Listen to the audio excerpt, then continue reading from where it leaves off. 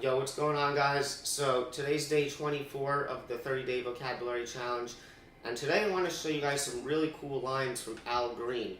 And I've been meaning to want to do vocals for at least one day of this challenge. I'm surprised I haven't done it yet, but I guess today will be the first and maybe the only, but we'll see.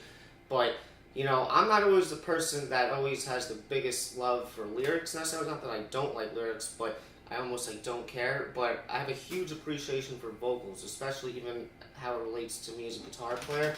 I said this before, like vocals to me, the way that you can phrase things from the human voice, it almost can't be perfectly mimicked on another instrument because the human voice just does things that are just so natural and human, and because it's coming from the human voice, I think that the way melodies and notes are phrased, there's something about it that sounds very natural and smooth. So if you're not a singer, it's still, I think, a really good idea to transcribe singers sometimes because you can incorporate some great stuff into your playing, okay?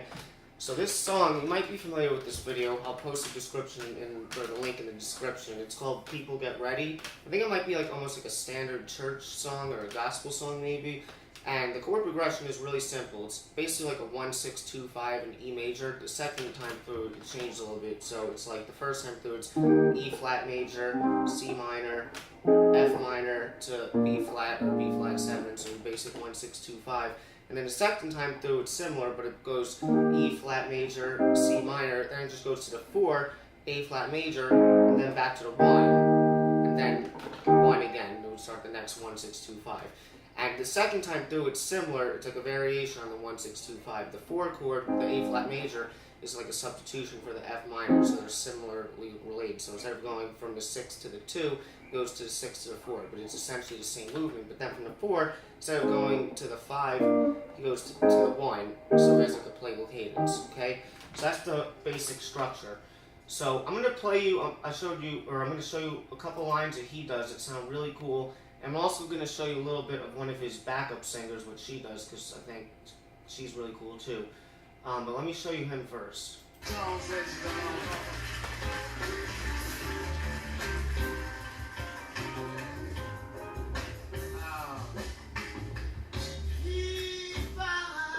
Get ready, as a train coming. Don't need no bag, don't need no ticket. All you gotta do. Okay, really cool stuff, very bluesy if you ask me. So first I'm going to play this back again for you, and I'm going to try and play along with it. I basically have it down, but keep in mind again, as close as I can get it, these are vocals, so it's going to be impossible for me to get it to sound exactly the same on the guitar, but it's close, especially with the stuff he does. I hope I get this correct right now, but we'll see.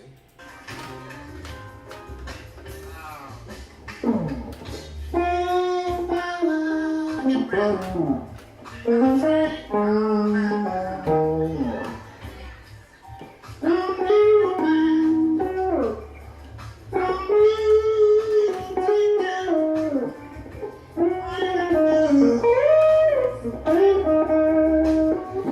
Right?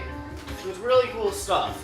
And, you know, melodically or harmonically, it may not be necessarily so complicated, but it's what he does with the notes and the way he phrases it that I think is the really cool thing to take from it, alright? So, even though the harmonic context is kind of like a 1, 6, 2, 5 type thing in E flat major, so we're thinking E flat is like the tonic center, but like I said, it sounds very bluesy to me. I would even consider using a lot of these lines possibly in a blues if you're looking for context.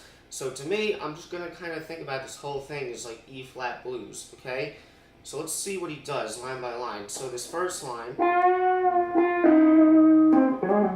and that last part, he kind of like just cuts it off. That's really hard to mimic. I think it's like, but where he's starting, he's kind of doing this bend. You'll see he has a lot of these bends. And he's bending from the second to like the flat third. And that's a little different.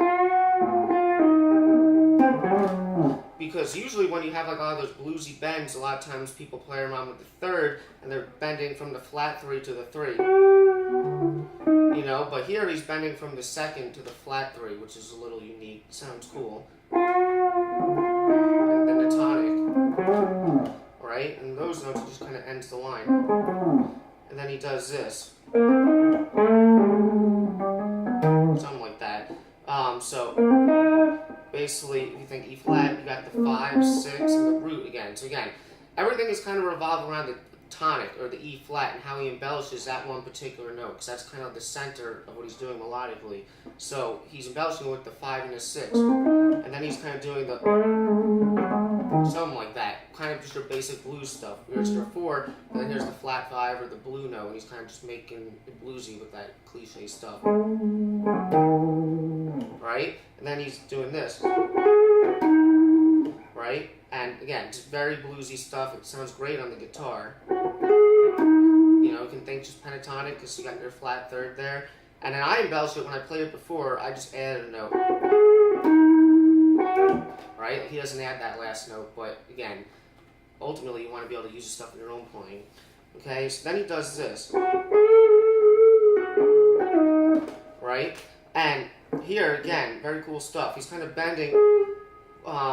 This is the 11, so he's kind of, it's a little ambiguous whether he's bending up all the way to the actual 5th or the flat 5, but it's very loose and human-like, kind of playing with it.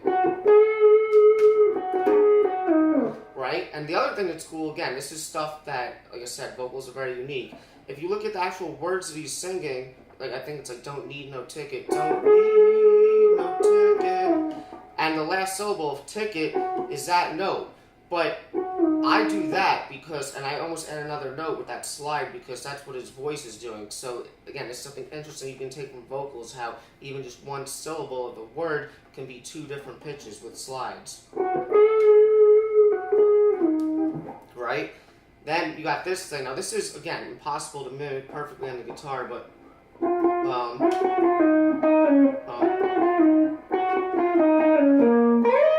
because this note, he slides with his voice all the way up to the high E flat, so it's like up 11, but I can't slide all the way up there on that even from any other string. There's no string on the guitar that has both those pitches and those octaves, because even if we had this note here is over here, I mean, I guess you can do it there, but it would be kind of a stretch, you know. But also here, again, a very vocal line. The fact that he kind of doubles up some notes melodically, it's something really interesting to note. And that's the end of it, but I kind of embellish it with this note over here. Again, look at those notes. That's the 5th, that's the 3rd, or the flat 3, and then the root. So very triadically, but he's playing around with those 3rds. He actually seems to be playing a lot of the flat 3s, so that kind of is, again, indicative of more of a bluesy sound. But the triads are very simple, and they're just 3 notes, but they're all kind of embellishing the tonic, and he plays around with it, and the phrasing is beautiful, you know. And then I'll add a little bend on the end, just to kind of be a bluesy guitar player. Okay? So that's his thing there, and, you know, like I said, melodically or note-wise, it's not like it's too crazy harmonically what he's doing, but the phrasing behind it is very good, so that's why I wanted to share it. Okay, now, he's got 2 of his singers that also do some cool stuff, and I did the first one, who actually sings before him. I'm not going to break down what she does, but I'll try and play along with her so you can kind of see, like, she's got some great phrasing as well. So...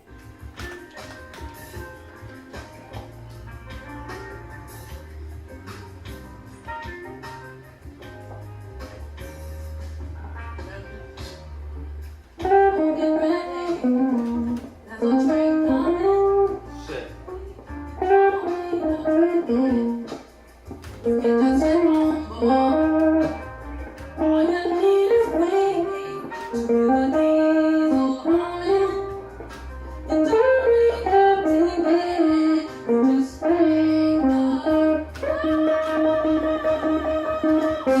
Okay, so I messed it up a little bit of those subtleties. But again, I'm not going to talk too much about what she does. She's just basically singing the main melody of the song. But some cool things that you can take from vocals is, again, the way that they slide notes. A lot of times just whole step slides, embellishing them with seconds or the note underneath, you know. You know what I mean? The words are "People Get Ready." ready. Like even the last one, it's one syllable, but she's going, you know.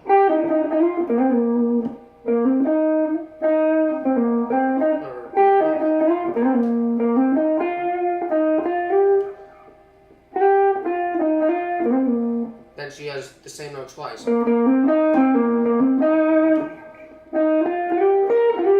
Slides.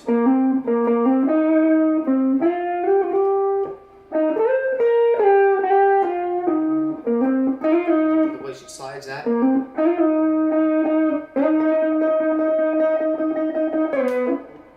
what I mean? So that one I didn't look at too closely, but still some really cool stuff. Okay, so that has some really cool stuff in it. Some of those lines. You know what I mean? If you're looking to get some more bluesy stuff into your playing, this would be a really cool thing to look at and kind of work out. So again, that's the main thing that I want to kind of get through to you guys today, in case you weren't really, if transcribing vocals wasn't something that you did too much. Hopefully this video made you kind of see that it can be a really beneficial thing, even as a guitar player or any other instrument for that matter, to go ahead and transcribe some vocals. So we'll just leave it at that today, and I hope you enjoyed that, and I'll see you tomorrow.